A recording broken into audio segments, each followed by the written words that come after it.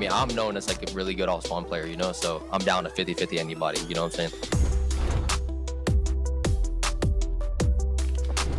What's up, Fortnite fans? Kelly Link here, joined by another one of our pro players, and this time it is Quanti. Quanti, thank you so much for joining me. And the first question that I have to ask is, you have a new trio. The last few trios I've looked at for you, you've kind of been switching it up. So I want to ask you personally here right now, who are you playing with in Major 2? I'm playing with Freeze and TK. TK, great fighter. Freeze, also a great fighter. With them both being fraggers, does that make you the IGL? Yeah. I've always been the IGL. IGLing is something that you've been really comfortable with. When did you kind of figure out throughout your career in Fortnite that like the IGL role was the role for you? Okay, so I found out the IGL role is my role when all these little kids were like, you know, crazy at fighting. You know, I couldn't keep up. I'm like, okay, you know what? I need an excuse to be bad at fighting. So, you know, I switched to the IGL role, you know, got my brains a little bit up, and yeah, that's how I became the IGL. I mean, it's clearly worked out for you. I mean, making it into the finals of Major 1. What are your kind of plans with this new trio to make sure that you make it into the finals for Major 2 as well? All the teammates I play with, I want to make sure good vibes. You know, everyone's on top of what I want them to be on top of. Focusing on all spawn a lot because, you know, all spawn is literally defines the whole rest of your game. I mean, I'm known as like a really good all spawn player, you know, so I'm down to 50-50 anybody, you know what I'm saying? All right, Quanti, obviously I've talked a lot about you, but I do have to ask if there is a trio that's kind of standing out for you this season that you think is going to be walking away in first place. Okay, I mean, come on. Like, everybody knows, you know, Peterbot, you know what I'm saying? Like, it's just him, you know what I'm saying? It's not even his trio. It's just him. He's just the best player in the world. Everyone was saying that for Major 1 as well. Do you think that that can't repeat itself again, where a trio that people are kind of overlooking might be able to take it away from Peterbot's trio? I mean, yeah, after Peterbot not winning the last, like, major, I think it's just gonna, in his mind, it's like, okay, I'm gonna do my best, whatever. I'm gonna fix everything. We're gonna win this season. 100% we're gonna win. Yeah, it'll be interesting to see. And I want to know what kind of for yourself, what are your predictions? I'm fine with whatever I get, you know. I'm just playing the game. The game's fun to me, you know. I like competing. I like the environment. I like the community. And that's all that matters to me. I love that. Thank you, Quanti, so much for answering some of my questions, and have a good Major 2. Thank you. Welcome to the FNCS Pro-Am.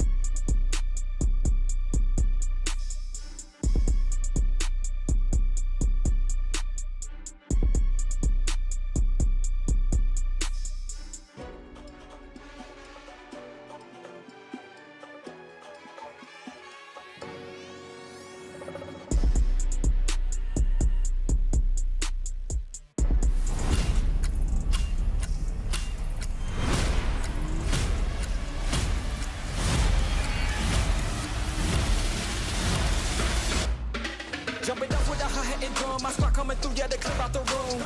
Talk about that you want some, but you don't want none, we come with the boom. Competition, they look like they bowed it, ooh, I can tell that it's about to get rowdy. We undefeated, still number one. Come home with a trophy, it's all that I know, We undefeated, still number one. So pass me the rock, let me show you why we number one.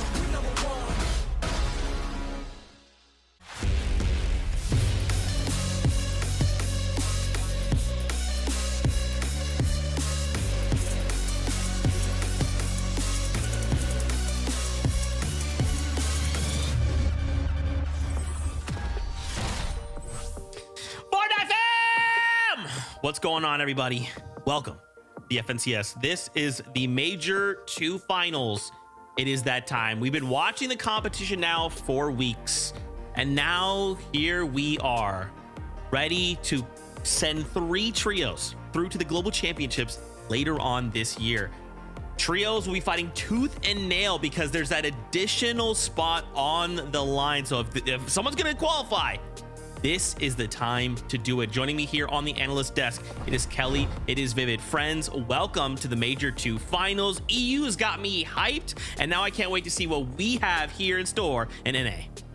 Listen, I'm just so excited that my internet is breaking. I've been shaking all the wires, really excited, especially after watching what happened over in EU, where we got to see Vico, Flixie pull out the old teeny strat and change up their drop spots every single game. Vivid, I was not expecting that, the chaos that happened in EU, and I can only imagine that NA might be more of the same.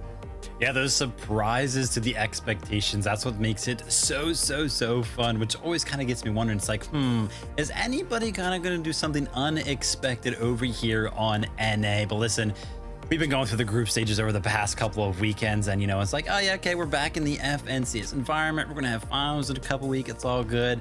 But nothing will ever prepare you for the day when it's like, hey, listen, today's finals, this is where it all kicks up. Because I swear, every single time I get so excited, there's so much on the line, so many storylines to kind of talk about. Zeke, this one's going to be a good one. I know, I feel the same way. It's like every time we've been doing this now so long that it's like, oh yeah, finals is in like 2 weeks, right? And I always assume like when I get there, I'll be like, yeah, it's finals. But when I get there, I'm like, bro, it's finals. Like this, it's happening, it's just different, and I love that. Speaking of other things I love, the Pro-Am is coming up very soon. May 10th, right around the corner. We're basically gonna wrap up finals, and then 2 weeks later, Bing Bang Bosh will be live from Los Angeles at the Galen Center. Please make sure, if you guys want to stop by, there's still plenty of tickets. We would love to see you there in person. I cannot wait. It's gonna be so much fun. Like, there has just been so much hype built up for this, to kind of see everyone come together and to take it to Reload. It's just going to be like a little breath of breath of fresh air. Wow, my words close. I mean, I especially this new Reload map that just got released, last week or 2 weeks ago. I got to play it this morning. It is so much fun. And when I think about the Pro-Am, I think about how much fun this is going to be. 20 of the best competitors that Fortnite has ever seen, and then 20 incredible content creators, and some of them with titles of their own. Vivid. It's going to be very exciting to see who comes out on top in 2 weeks. It's going to be awesome, right? Satisfying the desire for a kind of a new in-person event in the mix of things, right? So that's going to obviously happen, switching up with the game mode. And then, of course, returning so many faces back to the Fortnite ecosystem and kind of showing off their abilities once again. I hope a lot of them are going to be practicing, because I know some of them had some breaks from Fortnite, but then when I kind of look at some of them, I'm like, okay, they've been playing this entire time. So hopefully we'll have some good competition. Everybody kind of put some effort into it. But regardless, Pro-Am, it's going to be awesome.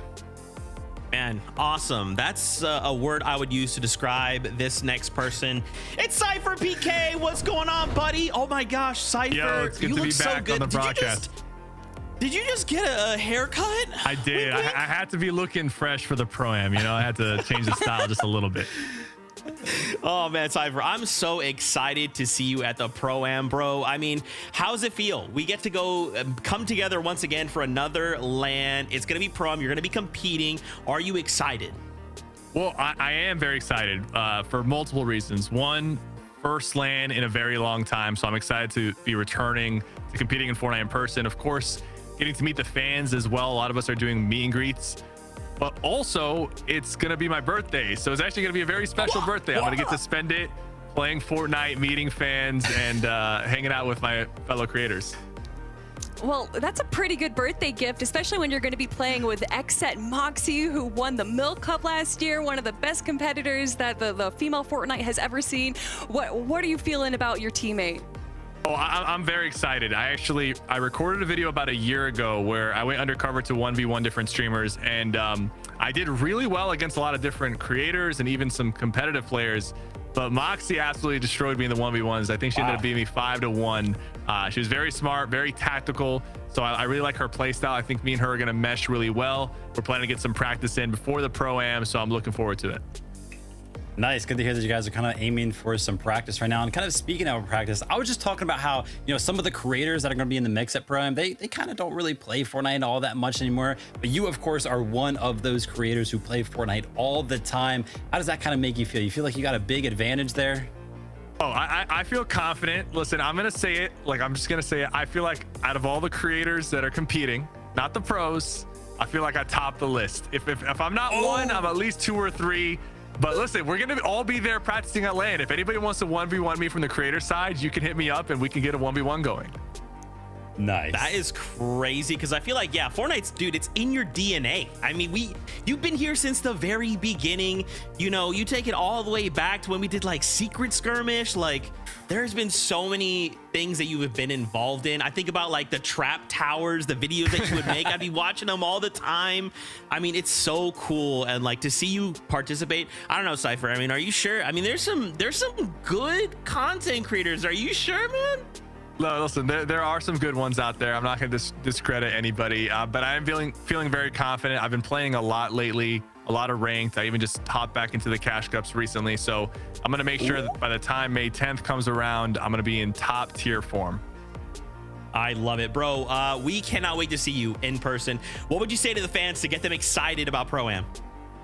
Well, first of all, that FNCS pickaxe looks so good in my locker right now. I know we're going to be giving those out at the Pro-Am. You guys are going to get your little codes to redeem, which is just going to be such a huge brag and flex, at least until it enters the shop.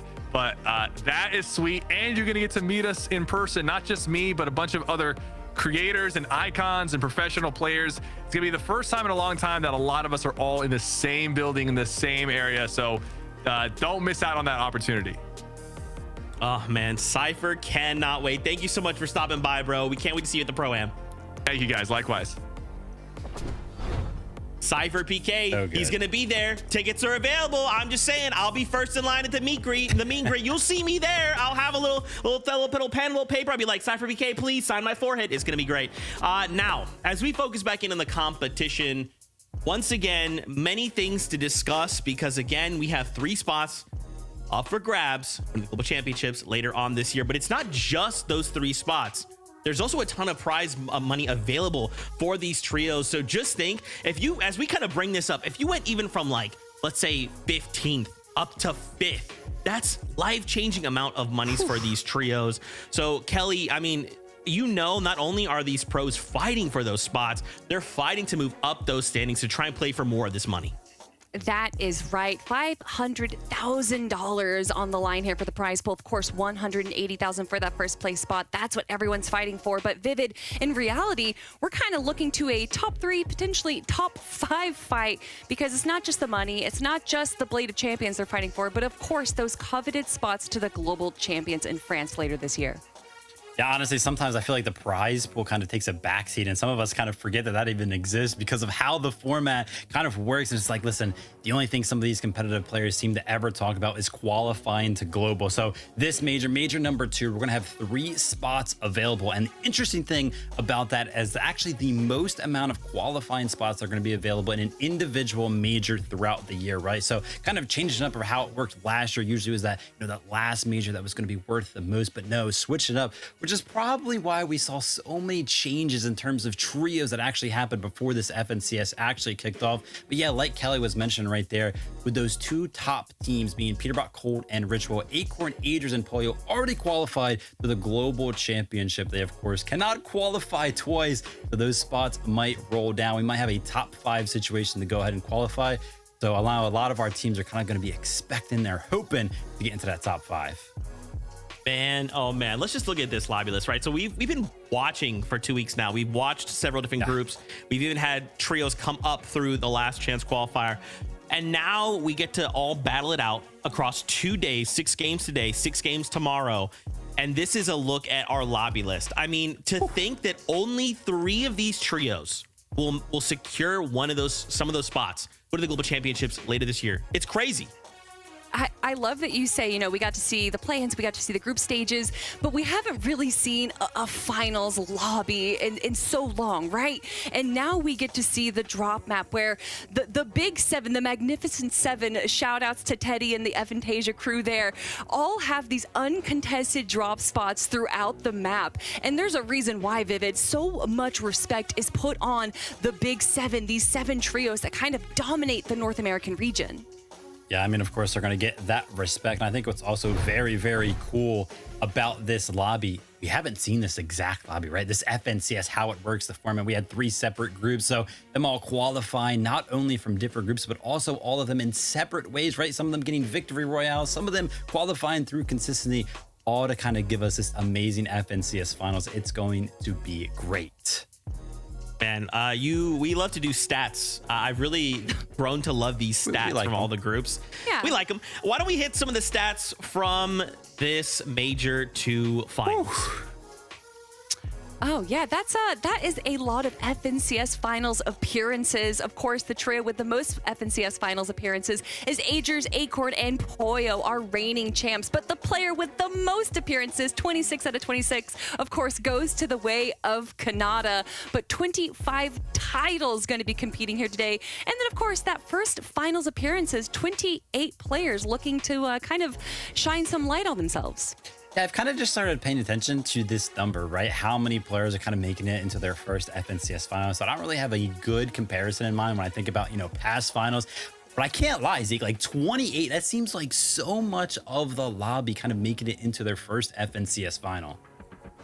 It's crazy to think, again, when we were like looking at some of those stats, there was like one group where it was like 56, the next group was like 64. They were looking to make that first finals appearance. Now that number is only 28, right? So from all of these players, that has been, you know, cut down to only 28, and now they're looking at everyone else going like, okay, it's my first time showing up at a finals. Peterbot Poyo, please, I'm just trying to qualify. So we'll have to see how things kind of play out. For now though, why don't we introduce your casters? Monster D-Face, Jacob PR, say hello. Thank you, Zeke. And that's right. We've gone through all the weeks of the group stages. We're at the big finals table now. And Jacob, we got to highlight some of those other squads, right? Of course, we know about the big 7, those huge teams that are going to be showing up. But then you have the other up and comers like Shadow, like Tyler, right? Coming through, making these appearances once again. Yeah, you got players fighting for redemption. Taki, Isho, and Vert missed out very narrowly, at least Taki and Isho, of their first final appearance in that last major. Switched up the roster a little bit, get experience. 15-time finalist Vert is on their roster now, and they are in the finals. It just goes to show, Monster, a little bit of changes and a chance, and there you have it. Yeah, and there is going to be a lot of those big battles happening across the map. You saw the conversation starting to develop across the community. How is this FNCS going to play out? What is the dynamic on the playing field going to be like? At the end of the day, it's going to have to reach a boiling point, and teams will have to clash it out in order to start earning those points. And most importantly, Jacob, getting a position right on the damage threshold so you can go ahead and ride it to endgame.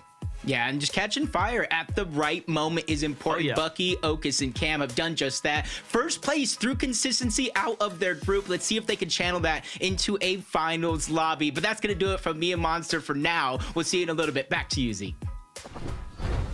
Why Monster looking so good? I feel unimpressed, bro. Man, Monster, chill, dog. All right. You need to chill. Apparently, I need to chill. Storm Surge. We're going to be talking a lot about Storm Surge over the course of finals. We've kind of seen it ebb and flow from group to group. Sometimes it's like really, heavy and it's kind of tough to deal with. Other times we see lobbies thin down and it's not really an issue. This being a finals, though, we know none of these trios want to go down early, so I can expect we're going to see a lot of Storm Surge, Vivid. Yeah, I'm going to use the staple mechanic of Fortnite competitive Storm Surge, of course, to kind of give you guys an idea just how hard some of these finals lobbies can be. In order to do that, we're going to take a look at some of the average Storm thresholds needed for some of our sessions. Now, the first one I'm going to look at is group number 1. Now, of course, these numbers don't really mean anything, but we're going to make comparisons throughout, right? Zone number 5 need about 400. At the end of the game, need about 800. All right, so let's go ahead and take a look at another session that kind of happened, right? One of the Div Cups, because it's going to be very, very similar and amongst the same meta. Why don't we go ahead and take a look at what was required for the Div Cup right now? As you can see, pretty similar, right? Zone 5 around 400, Zone 9, you know, around 800.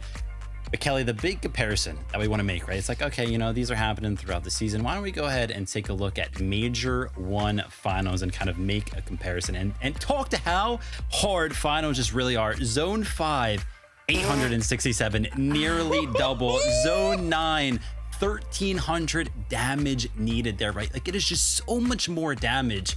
And it's like, well, let's also think about the meta a little bit, right, Kelly? Like, I would say that Storm Surge is even going to be higher in this season than it was last season. So it's going to get crazy today. It is definitely going to get crazy, and it's kind of the perfect storm, pun intended, for these players to be going for the Storm Surge. I mean, it is final, so everyone's to stay alive. We constantly see by Zone 2, Zone 3, you know, 90 players still alive, but by having these scoped weapons for these easy tags as well, obviously Vivid is just going to impact Storm Surge that much more.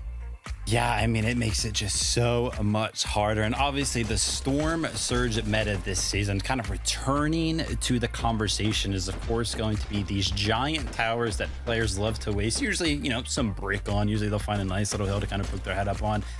But I can't lie, this season has also kind of created, how do I say, just so much chaos and so much wealth in terms of the consumables that are readily available, whether it be, you know, from an uncontested POI. And as you can see here, you know, like for example, Acorn's Trio, they got uncontested mass metas. So they're going to get so many extra consumables, so much so they're just going to go ahead and carry all of these extra consumables to the top of those Storm Surge bases that we were talking about, which kind of puts them in a position to be like, well, I'm kind of sitting here, I'm looking at some extra minis, some extra big pots. Why don't I go ahead and expose myself out here, kind of, you know, incentivize some other players to go ahead and shoot me. Oh, look, they're going to poke their head up. I can get to shoot them. I get to do more damage because of how many extra heals I have this season. I mean, the fact too that because of all the heals that are available, you can buy these from the black markets, right? So we're seeing these black markets play more of a factor into some of the strategy that some of these trios have. They're like, hey, we have to go here to make these rotates. We're late in the storm. Stop by the black market. Yeah, the black market, the 3 black markets that pop up on the map have completely changed the way that we have seen this early and middle game, and just the plethora of items, whether that's weapons or heals, of course, has just kind of shaken up the way that Storm Surge is earned, Vivid. Yeah, and I think the black market is really, really cool in the sense that, you know, with those 3 spots around the map, there's a kind of a way to play offensively and kind of defensively when you kind of think about it, right? Defensively, it would be, hey, listen, I just want to go to the black market. I'm going to go ahead and pick up some heals, you know, for my rotates or whatever. But offensively, you can also think about it, oh, black markets players are going to be going there. I'm going to go ahead and put a base next to one of those because I'm for sure going to see players kind of go in there, rotate out or something like that. So I feel like the black markets have just enabled so many different strategies for some of our players. And one of those players that has really kind of revolved their entire strategy around the black market is Clix's Trio. And we've seen them kind of, especially at the early part of the season, they would go for it a lot earlier, and you can tell that they definitely prioritize these splashes. But Vivid, unfortunately, it's only Higgs that have the splashes.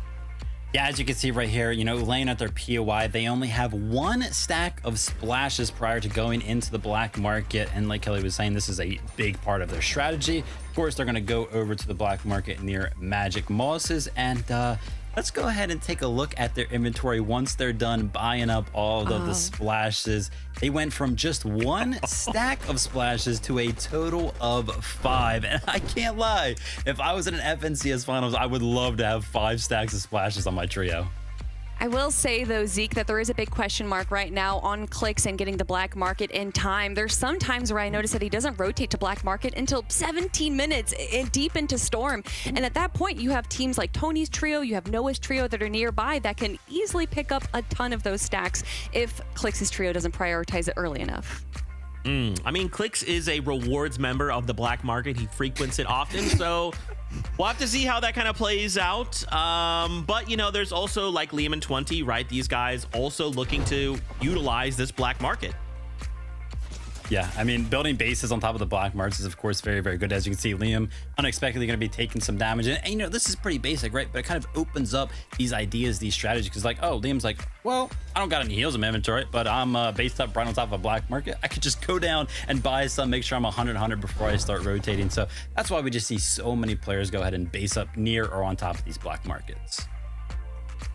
I love it. So obviously, guys, there's an elephant in the room we have to discuss. Where? Of course, it is the trios that have already qualified: Peterbot, Cold Ritual, Pollo, Agers, and Acorn. Vivid, why don't we talk about this segment that you've called Back to Back or Back to Pete? Yeah, I'm not gonna lie, I love the fact that I kind of came up with that. It's one of my prouding achievements in life. I thought that was really, really cute right there. But yeah, I guess that's the question for me, right? I mean, is Peterbot gonna return to the top, or is Pollo, Agers, and Acorn going to get that back-to-back? Or I mean, even for Pollo, right? Multiple back-to-backs at that point. So I wanted to go ahead and take a look at their FNCS Major 1 finals and kind of how they performed and compare some of their statistics. I feel like Peterbot's trio, right? More total eliminations, the better highest point game, more VRs, right? They had those pop off moments, right? They kind of have a higher ceiling, I would say, than Acorn's trio. The Acorn's trio was just so consistent during those Major 1 finals. I mean, they got top 8 11 times. They never got struck by storm surge. They only had to reboot 1 time. Whereas for, you know, Peterbot's trio, those numbers were a little bit higher than that, right? So basically, the point I'm trying to make here is that Acorn, Agers, and Pollo, they're trying to play like perfect Fortnite. They don't want to make any mistakes at all. Whereas Peterbot's trio is kind of going for those high point games, which is sometimes risky and sometimes costs them. It's interesting, you know, looking at Peterbot as a player and more so looking at the community as a whole and how they kind of revere him and his trio. I mean, you can see why that is when you look at the Div Cup finals. And yeah, they may have had a bit of a surprise Group 1 performance where, although they did somehow still break records but disappoint us at the same time, I don't know how they keep doing that. They did get the top out of consistency in their group, and by watching them just play, we know that it is so elimination heavy, and even more so to focus on is that elims are worth 4 points. So if you still look at all the numbers, all the tournaments that they've had that they've gotten first place in, that's typically with elims being worth even less. So with today, and there's something I want to pull back to the interview that we had with Quanti saying we know that it's going to be Peterbot, and even Levin said the same thing, that by them losing Major 1, they are going to be even more strong and dominating in this major today because they have so much more to prove. Yeah, I mean, it'll be very interesting to see if anything changes amongst the trios, right? I mean, heck, they even tried to change the trios completely. But yeah, we kind of also wanted to take a look at one of the head-to-heads that, of course, will be happening on some of these trios. And we're going to be taking a little bit of a focus towards the support role. So why don't we go ahead and take a look at, you know, Ritual versus Pollo in terms of some of the statistics that we can kind of expect, or, you know, maybe some of the play styles from these two. And this is from the group stages. I know depending on what tournament it is, it's a completely different set of stats, but I love looking at these two right here because I think a big question mark on which one of these teams is going to be coming out on top actually comes down a lot to how Pollo or Ritual are going to be playing here today. And we can see as far as eliminations and assists go, they're somewhat a little bit more favored on Ritual's side, but Pollo is able to bring out more damage and a better damage ratio. Pollo is able to kind of play this fragging role, but also still support, whereas Ritual, I feel like, is full support. But we saw a lot of people kind of hating on Ritual, let's be honest, right? But if you look at the group stages, Ritual was the one that was able to keep his teammates alive and bringing them back and kind of keeping them forward throughout the entire group stage. Yeah, I mean, not to mention, right, I feel like the motivating factor, or kind of like his goal coming into season 2 here, was, hey, he wanted to improve on his mechanics, right? That was kind of like the goal. And I feel like that was a conversation that we had during the group stages. And I'm not gonna lie, it looks like Ritual's practice did pay off. So hopefully it also is able to pay off in finals today and tomorrow. Okay, fair. So, like, obviously we've talked about Peterbot, Cole, and Ritual.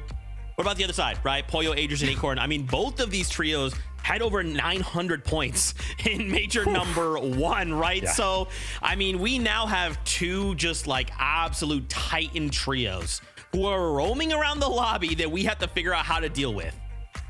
I mean, when it comes to Agers, Acorn, and Poyo, what an incredible run we got to see from Major 1. And they kind of went under the radar for many, many weeks until we really got into the Major 1 finals. And I feel like they might be doing a little bit of the same today. A lot of people putting them in second place below Peterbot. But Acorn is such an incredibly smart IGL. He understands the meta. He knows exactly what to do to be at his advantage. And then you have Poyo, who is an incredible fragger and support. And then Agers, who solo clutched, I honestly, probably their Major 1 win.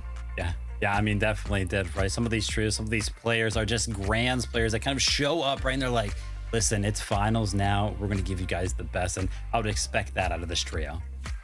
Ooh, can't wait to see. We're close. We got 5 more minutes before we can jump into the battle bus to kick off the competition. I know, we're so close. The last thing we want to talk about here is trios we think could qualify to globals, right? With 3 spots on the line, who do we think could walk away with one of those spots? We want to start pretty simply here, right? Clix, Iamzo, and Higgs. I mean, we've already kind of touched on them fighting over the black markets, and now we kind of see them come in. They finally broke in that 4th place curse.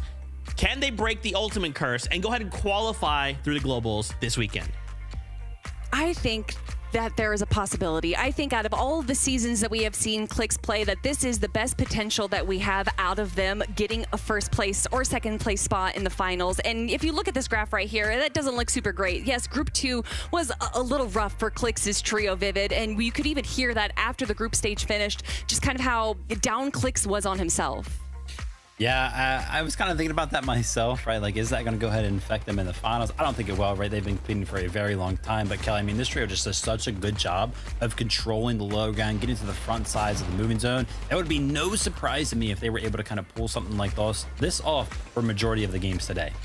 It's wild. During the performance evaluation that happened a few days ago, literally at the same second mark, around 24 minutes and 40 seconds, which is around the time that the 10th zone pops, they would go and aggressively push into the front side of zone. And you can see, even when Iamzo and Higgs were a duo without Clix, they still made the same move. And pushing to the front side of zone isn't necessarily a, unique strat, but it's how aggressive they go for it every single time. That's really impressive to me, and I think part of the reason why we see them do well in consistency. I mean, I gotta see it. I want to see Clix. Let's see it globals. Let's just make it happen. Let's talk about Muzz, Yapko, and Rise. I feel like it wouldn't be a globals without Clix, and it wouldn't be a globals without Muzz. Obviously, these guys are over at Shiny Shafts. They've got a black market nearby, right? So we've got all the pieces. Now we just have to convert that into a top 3. Yeah, and this is definitely something that Muzz, Yapko, and Rise can bring. Muzz has had such an incredible run this season as far as solo cash cups go, and them as a trio as well has performed pretty well. We saw them in Major 1 get 5th place. They broke up at the start of Season 2, and then right before play-ins happened, Vivid, we saw them join back up again and get 5th overall. I mean, super incredible stuff out of them. I like that strategy that kind of Z kind of pointed out, right? The black market being nearby. Also like Shiny Shafts, because it also gives them the option to use that launch pad that's on the hill right above their POI. Can make some of these rotates easier for this trio. I think their strategy and the end game, their early game being uncontested, it's looking good for these guys. Okay. I said it wouldn't be a globals without Clix. Said it wouldn't be a globals without Muzz. It also wouldn't be a globals without Kanata. Come on, man. Kanata, Bolts, and Sphinx more recently forming, now looking to snag one of those top 3 spots. I guess the question I have to ask is, do we think they can do it? This, out of the 3 trios that we've talked about, is probably the biggest question mark for me, and I think a lot of it's going to come down to zone pulls in their favor. They are an incredible trio. Kanata is one of the most brilliant players that I have ever seen in Fortnite. His ability to handle Storm Surge or just kind of come up with unique strats on the fly. I don't think I've ever seen anyone do it better. Bolt's an incredible player. We saw him do really well with Bryce last year. I'm excited to see him joined up by Kanata. And Sphinx, who at one point Cooper called one of the best IGLs in the game. I think all 3 of them have so much potential. I really, really hope they stick together for Major 3 because I think we could see even more come out of them. Well, yeah, they're going to have to stick together for Major 3 after they qualify to Globals this weekend. Am I right, guys? But yeah, I mean, this trio, my eyes are going to be on them throughout the day, right? They're going to be down in southeast of the map, all the way down in the corner, probably looking to farm some kinch stats there with distance traveled. But yeah, CANALE always has some sort of strategy plan when it comes down to Storm Surge. Usually he's the player towards the top of the leaderboard in terms of damage dealt when it comes down to these finals. And he's got the most experience out of anybody in the lobby when you look at it. So that's why, you know, he's been through all of the metas. He knows what to do. I love it. Okay, we have like 20 seconds. Really fast. Kelly, Vivid, what are you guys hoping to see out of game number 1? Go. Big shout outs to other teams that we didn't get to mention. Bucky Kimokas, I think, are going to do well. Braids, Diminished Visuals, Shadow, Curve, and Tyler. Of course, Buka Threats and Rapid did really well during scrims. Reet, please, I want to see you get a top 5. Okay, and you know, listen, I'm going to go back to my typical, I want 6-12 good games of Fortnite. That's right. Simple, and that's what I love to hear. It is that time. Friends, let's jump up on that battle bus. 6 games today. How do we set the stage going into tomorrow? Let's find out right now. Well, Jacob, the stage has been set. What do you think about Zeke setting them up for the rapid fire? All the big team names getting called out. I think it's one of those things. You get put on the spot like that, you might forget a name. So I got to give Kelly all the credit. I feel like she had a list. She stuck to it. And I got to ask you, let me put you on the spot. What names are you looking at this weekend? I'm riding with the brothers. I'm riding with Xset this week. I want to see clicks pop off, Yamzo and Higgs. I mean, the momentum is there. And clearly, I want them to show up to Globals, right? We already know 2 big spots. Big teams have taken some spots. But let's see it. Game number 1 is here.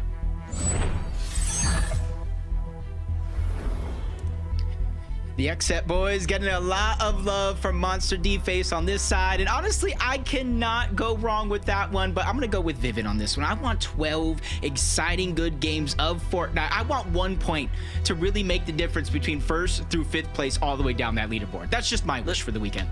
And I don't blame you. I don't blame you. We all know, hey, look, you can come in with the strategy all you want. At the end of the day, when the finals lobbies start to take shape, right? When the world starts to take form, the zones start to reveal themselves. These are all going to be factors regardless of how good you are. Here's a team we didn't even get to really talk about who's making an appearance right now. G-Monster is back, and this time he's at the final stage with Sid here.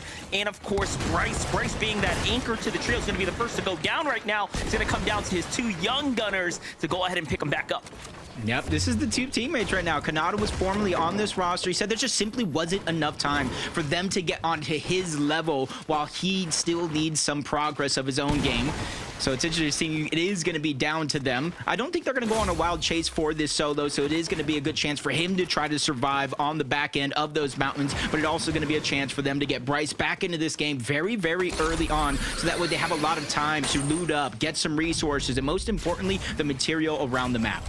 Yeah, I was gonna say, you'll be really happy to get your drop and get your first 2 eliminations just like that. That's damage. Those are, most importantly, points on the board, right? This is not a zero-sum game for them, but let's get on over to the big goat Muzz Rise here. Japco pairing back up. We have this journey for this trio, you know, breaking apart, coming back together, and they're doing it once again here at the Shining Shafts. Now, I gotta say, Muzz clearly one of the greats, right? When it comes down to being overall mechanically gifted, but it has seemed like when it comes down to end games and final settings now, this trio is starting to break away with some consistent performances.